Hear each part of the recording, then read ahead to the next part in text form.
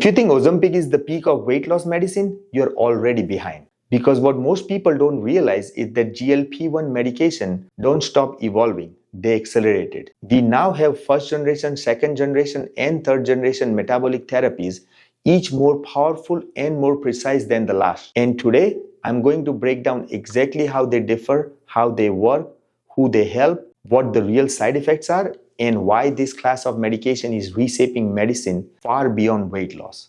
No hype, no influencer nonsense, just real science explained clearly where you can understand. If you are new here, I am Jay Patel, certified physician assistant working in metabolic and functional medicine. This channel is about understanding your biology, not blaming it. The videos are educational only. I am a medical provider, but I am not your medical provider. So no medical advices, no prescribing, no off-label promotion. But if you have struggled with weight, insulin resistance, food noise, metabolic slowdown, or chronic fatigue, this video will help you understand why GLP-1 medications have changed the game. So why GLP-1 medication exists. Obesity is not a willpower failure. It is a chronic relapsing metabolic disease driven by hormonal signaling, neurobiology, and energy regulation. When calorie intake drops, the brain responds by increasing hunger and slowing metabolism. That's why dieting fails long term. GLP-1 medications exist to correct biology, not behavior. So what is GLP-1? GLP-1 is a naturally occurring hormone released from the gut after eating. It slows gastric emptying,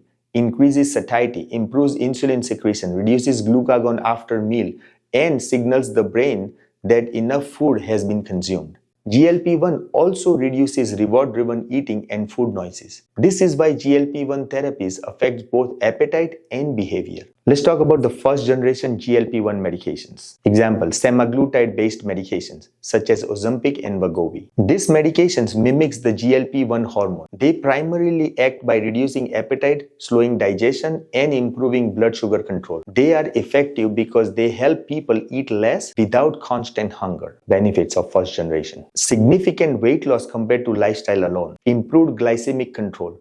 Reduced food noises. Improved cardiometabolic risk factors.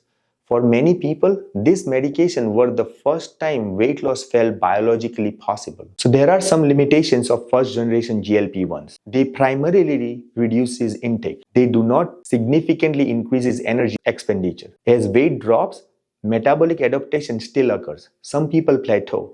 Some experience fatigue or loss of lean mass without resistant training. So side effects of the first generation GLP-1s.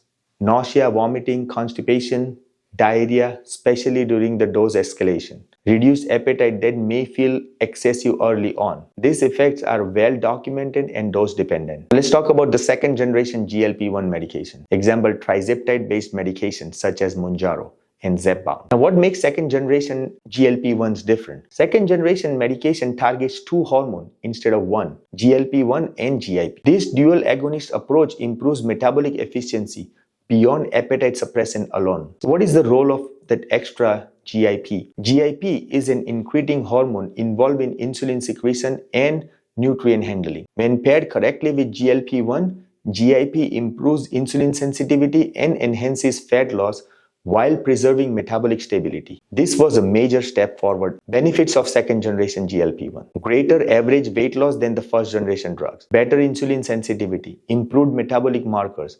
Less metabolic slowdown compared to GLP-1 alone. For many patients, second generation drug broke plateau that first generation therapy could not. Let's talk about the side effect of second generation GLP-1. Similar GI side effects as GLP-1 alone. Some people experience stronger appetite suppression. Overall tolerability is similar, but potency is higher. Third generation GLP-1 medication. Example, Retatrutide. Currently investigational and not FDA approved. What makes third generation GLP-1s different? Third generation medication targets three metabolic pathways: GLP-1, GIP, and glucagon. This is not just appetite control.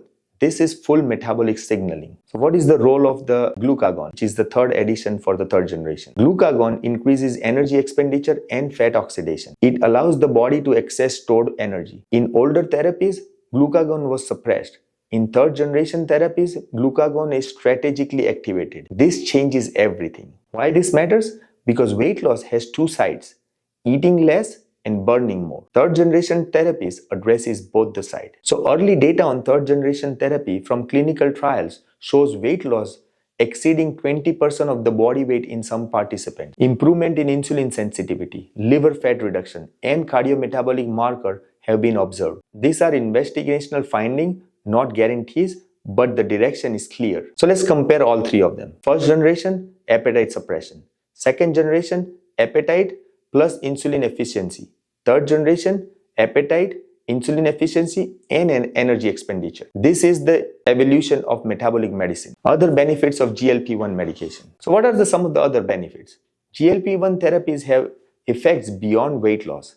They improve insulin resistance, reduces cardiovascular risk in high-risk population, reduces fatty liver disease, improves inflammatory markers, reduces compulsive eating behavior. These benefits are documented in clinical literature. What's the effect of GLP-1 on the brain?